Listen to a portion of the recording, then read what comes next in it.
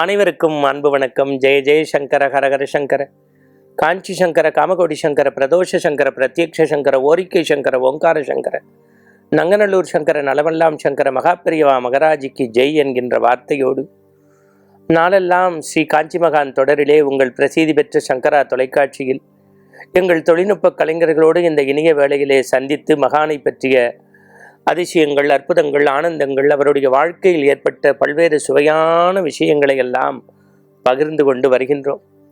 நாம் செல்லுமிடமெல்லாம் அனைத்து விதமான மக்களும் காஞ்சி மகான் தொடர் மூலமாக பெரியவாள் எங்கள் இல்லத்திற்கே வருகின்றார், உள்ளத்தில் குடியிருக்கிறார் என்று சொல்வதை கேட்கின்ற போது எங்களுடைய சங்கரா தொலைக்காட்சியினுடைய ஒவ்வொரு மைல்கல் தொலைவுக்கும் ஒரு அங்கீகாரம் கிடைத்ததாகவே நாங்கள் நினைக்கின்றோம்.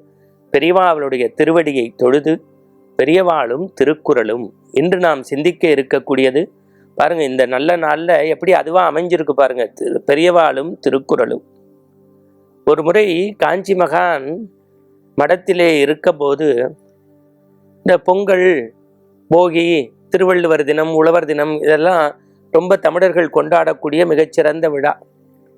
அப்போ தமிழ்நாட்டில் இருக்கக்கூடிய தமிழ் பேராசிரியர்கள் எல்லாம் ஒன்று சேர்ந்து காஞ்சி மண்ணுக்கென்று சில புகழும் சிறப்பும் பாரம்பரிய பெருமையும் உண்டு என்பதால் அங்கே தமிழ் கூட்டமைப்பு ஒன்றை உருவாக்கி திருவள்ளுவருடைய மேன்மை குறித்து ஒரு நாள் விழாக்களை நடத்தி இருக்கிறார்கள்.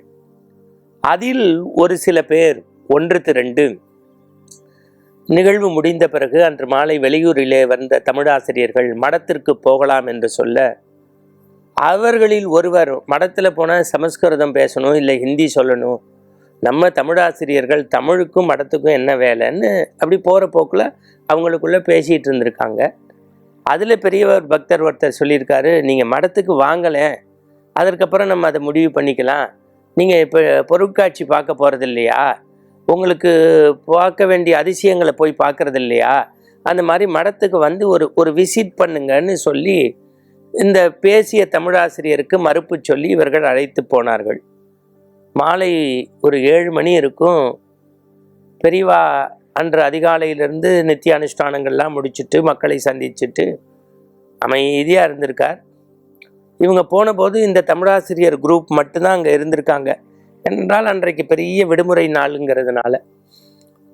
அப்போ பெரியவாளுடைய பக்தர் தன்னை அறிமுகப்படுத்திட்டு, இவங்கெல்லாம் தமிழ் பேராசிரியர்கள், அடுத்த தலைமுறைக்கு தமிழ் சொல்லி கொடுக்கக்கூடியவங்க, எல்லாரும் இன்றைக்கி ஒரு மாநாடு மாதிரி நடத்தினோம் காஞ்சிபுரத்தில், அப்படியே உங்களை சேவிக்கலான்னு வந்தோம், இதில் சில பேரை கூட்டின்னு வந்தேன் அப்படின்னாங்களாம். ஒரு 50 தமிழாசிரியர்கள் ஒன்று திரண்டு போயிருக்காங்க. என்ன அன்னைக்கு தினம்? திருவள்ளுவர் தினம். பெரியவா கேட்டாலாம், கல்விக்கு ஏதாவது ஒரு குறள் சொல்ல முடியுமா அப்படின்னாங்களாம்.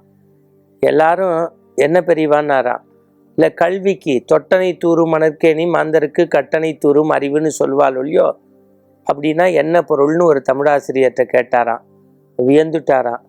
அடுத்து சொன்னாராம், எப்படி எழுதியிருக்காரு பாருங்க வள்ளுவன், கிணத்துல தோண்ட தோண்ட தண்ணி வர்ற மாதிரி படிக்க படிக்க அறிவு வரும்.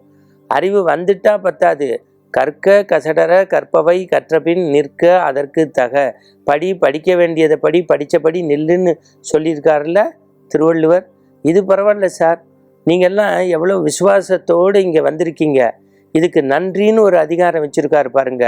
என்னன்றி கொண்டார்க்கும் மொய்வெண்டா மொய்வில்லை, செய் நன்றி கொன்ற மகருக்கு, காலத்தினால் செய்த நன்றி சிறிதனும் ஞானத்தின் மானப்பெரிது, நன்றி மறப்பது நன்றன்று நன்றல்லது அன்றே மறப்பது நன்று. இதெல்லாம் பெரியவா சொன்னோன்னு தகைச்சுட்டாங்களாம். சரி, நீங்கள் என் மேலே உள்ள அன்புனால தானே வந்திருக்கீங்க, அன்புக்கு வள்ளுவர் குறள் வச்சிருக்காருல, என்பில் அதனை வெயில் போல காயுமே அன்பில் அதனை ஆரம். அப்புறம் இன்னொன்று நான் சொல்லிட்டேன், நட்பு, ஒருத்தருக்கு ஒருத்தர் எவ்வளவு நட்பாக நீங்கள் பேசிக்கிறேன் நான் பார்த்தேன். உடுக்க இழந்தவன் கைபோலே அங்கன் எடுக்கன் களைவதாம் நட்பு. அடாடாடாடாடா, நீங்கள்லாம் அறிவானவா. அறிவுக்கு குரல் வச்சிருக்காருல, அறிவு அற்றம் காக்கும் கருவி, சென்ற விடத்து செலவிடாது நன்றின்பால் உயிப்பது அறிவு. தமிழாசிரியர்களுக்கு முன்னாடி நான் நிறைய பேசக்கூடாதுல்ல, அதுக்கு குரல் வச்சிருக்காருல, யாகாவா ராகினும் நாகாக்க காவாக்கள் சோகாப்பர் சொல்லி இழுக்கப்பட்டுன்னு. இப்படி சொன்னோன்னா அந்த தமிழாசிரியர்களுக்கெல்லாம் வேர்த்து விறுவிறுத்து வெளத்து போயிடுச்சான்.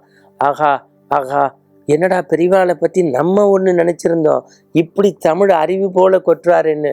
அப்போ பெரியவா அவங்கள்ட்ட பேசும்போது, கீவாஜாவுடைய பெருமை, ஜஸ்டிஸ் இஸ்மாயில் பெருமை, தமிழ் தாத்தா உவேசா பெருமை, பாரதியாருடைய சில பாடல் வரிகள், கம்பராமாயணத்தினுடைய மேன்மை, இது எல்லாத்தையும் மேலே தமிழர் காப்பியம் சிலப்பதிகாரம்லாம் குழந்தைகளுக்கு சொல்லித்தரலா அப்படின்னு கேட்டுட்டு சீவக சிந்தாமணின்னு இருக்குது, அதெல்லாம் இப்போ நடத்துறது உண்டா, சீராப்புராணம் சொல்கிறது உண்டா இப்படின்னு கேட்டு கேட்டு கேட்டு கேட்டு தமிழ் இலக்கியங்களை பற்றி நற்றிணை, குறுந்தொகை, 10 பரிபாடல் இப்படி சொன்னோன்னு வெளத்துட்டாங்க அந்த 45 நிமிஷம்.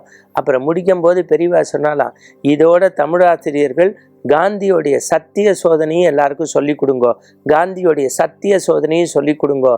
ஏன்னா அறம் தவறாத மனிதர்களும் தர்மம் படி நடக்கிறவரையும் அடுத்த தலைமுறை தெரிஞ்சிருந்தாதான் நன்னா இருக்கும். என்னால் ஒரு நாளைக்கு ஒருத்தருக்கோ 2 பேருக்கு தான் உபதேசம் பண்ண முடியும். ஆனால் ஆசிரியர்கள் நினச்சா ஒரு சமூகத்தையே மாற்ற முடியும். ஆசிரியர்கள் நினச்சா ஒரு உலகத்தையே புரட்டி போட முடியும். ஏன்னா உலகத்தினுடைய அறிவு இடம் எதுன்னா வகுப்பறைன்னு நான் நினைக்கிறேன். குழந்தைகளுக்கு நல்ல திருக்குறள் சொல்லி கொடுங்கன்னாங்களாம். இப்போ தான் தமிழாசிரியர்கள் சொன்னாங்களாம், எதையும் தெரியாமல், பார்க்காம, கேட்காம, அறியாமல், புரியாமல் பேசக்கூடாது. இந்த மடம் என்பது தமிழின் வேடந்தாங்களைப் போல ஒரு தமிழ் பல்கலைக்கழகம் போல இருந்து ஒரு வேந்தரை போல கொட்டுகிறாரேன்னு வியந்தாங்களாம். தமிழ் புலவர்களால் வியந்த மடம் காஞ்சி மடம், தமிழ் பேராசிரியர்களால் வியந்த மகான் காஞ்சி மகான். தமிழ் படித்தவர்களே மூக்கின் மேல் விரலை வைத்து திருக்குறளை மடை திறந்த வெள்ளமாகச் சொன்னவர் பெரியவா. மீண்டும் நற்சிந்தனையோடு நாளை சந்திப்போம். வணக்கம்.